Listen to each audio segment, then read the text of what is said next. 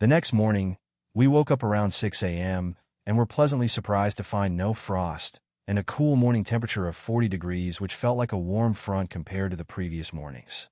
We packed up camp and headed out to finish the last dollar road, which would dump us out a few miles west of Ridgway, Colorado. As we continued down the road, it was very rough and slow going. Many people had said on Facebook that if it rains, this road is almost impossible to travel, and I believe them. This road was mainly dried up dirt with very little gravel. We reached the mountain pass and continued down the north side, which eventually turned into rolling hills and farmland. We did see quite a few other campers along to the highway. Once we reached the highway, we drove to Ridgway and filled up with gas, which was $3.82 per gallon. We then turned south and drove to the town of Ouray, Colorado. We got out and walked around town and checked out some shops and other things. Ouray is defiantly the main hub for this area and is the biggest town we had been in. The plan for the day is to run Yankee Boy Basin, Imogene Pass, and then head south to Silverton and then back north to Engineer Pass. After leaving Ouray, we head south briefly on the $1 Million Highway and turn off on a dirt road that leads to Camp Bird.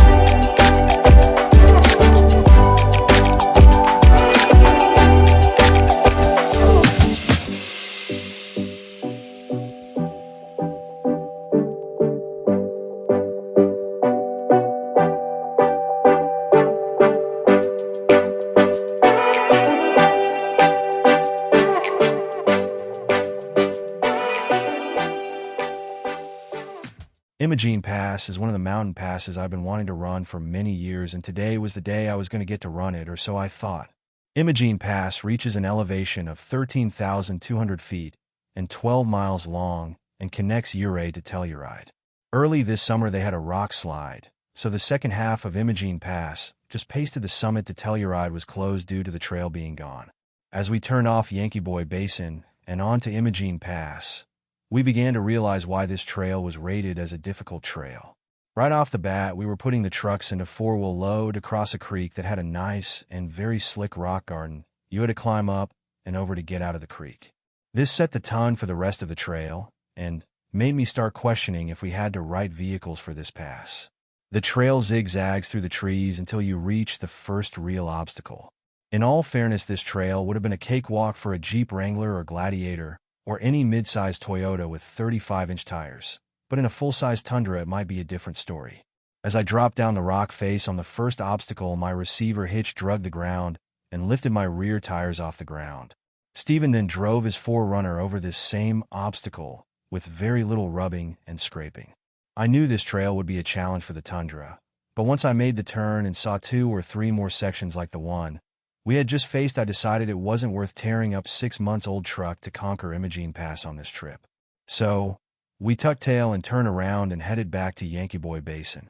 After leaving Imogene, we continued north on Yankee Boy Basin and eventually reached a point where this trail turned rough and the obstacles too big for our trucks.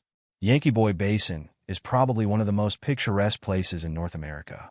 Every direction you look, you see these beautiful mountains and rock formations, just above some mini waterfalls and creeks running to the valley floor. The weather was perfect and the sun was shining, but there were a lot of people in this area and tons of Jeep tours going on, so we decided to head back down to the $1 Million Highway and over to Engineer Pass. Driving the $1 Million Highway for the second time was just as amazing as it was the first time. Every turn you see different rock formations and waterfalls. You also get to experience being on the outside lane of the shelf road with a huge drop-off and no guardrail.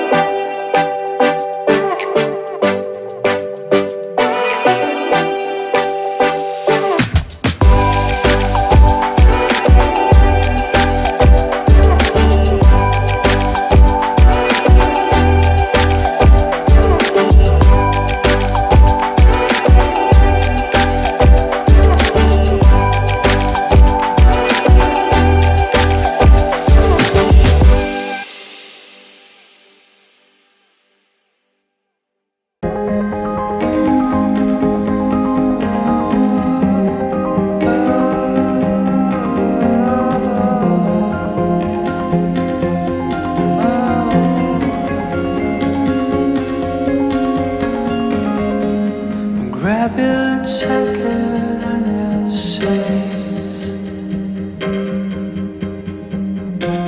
We're taking leave from this bleak satin. Somewhere we've been miles away. Oh, down the red sky we've been melting. Somewhere